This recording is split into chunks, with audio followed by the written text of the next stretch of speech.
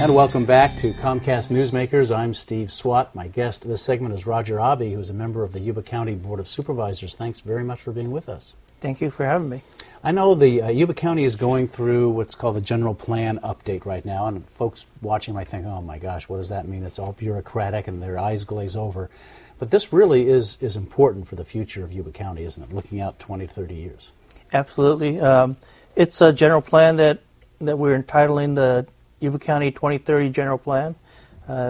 It sets forth the framework for development, improvements, changes to Yuba County for the next 20 years or so. So you're looking forward 20 or maybe even 30 years trying to figure out what's our population going to be, how are we going to provide housing for all of them, where's it going to go, and at the same time you have a mandate from the state to reduce carbon emissions, and so you have to tie all this new growth with together with transit and things like that, right? Absolutely, and so trying to determine the best places, what we feel are the best places for development, that type of housing development in the county, as well as commercial retail development, while at the same time trying to preserve as much of our historical agricultural lands that we have. Trying to preserve our rural lifestyle that I think most of the people in Yuba County are in favor of, or the reason why they stay here, I think, is because of that rural lifestyle. They like the rural lifestyle. At the same time, I think you find a lot of folks are moving out of the bigger cities into areas like Yuba County, for example, and so you are going to have some growth whether you like it or not. That's correct. I mean, that's evidence, I think, primarily with the development taking place in Plumas Lake as well as in the East Linda area. Mm-hmm. Those areas, I think, will continue to grow and develop. And I think the real not difficult, but the real task for the county and the general plan is in trying to allow and provide for that growth while at the same time meeting the mandates and requirements set out in AB 32, and yet also trying to preserve, that unique character that Yuba County has that makes it Yuba County, and which is so appealing to most of its residents. I know you're almost done with this process. Has it been a difficult process trying to balance all of these factors together?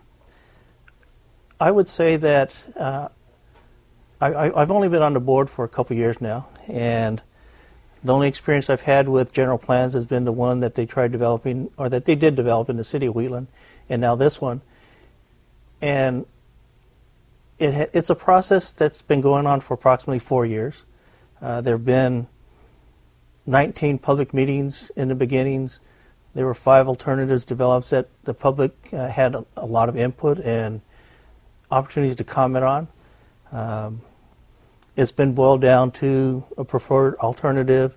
We're at the point of having a draft general plan, that's out for comment now.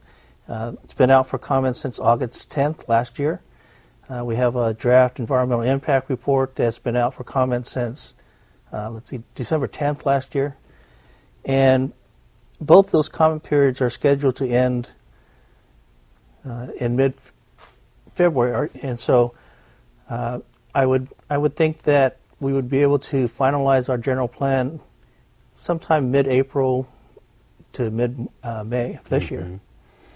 And so that will give sort of like marching orders for future supervisors and developers and all of those involved with dealing with the growth of Yuba County in the future.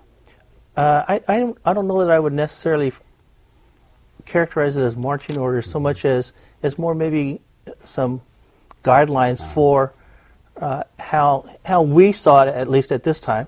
And so my only hope is that they would be able to do that fairly well. All right. Well, Roger Abbey, thank you very much for coming by, talking about this process.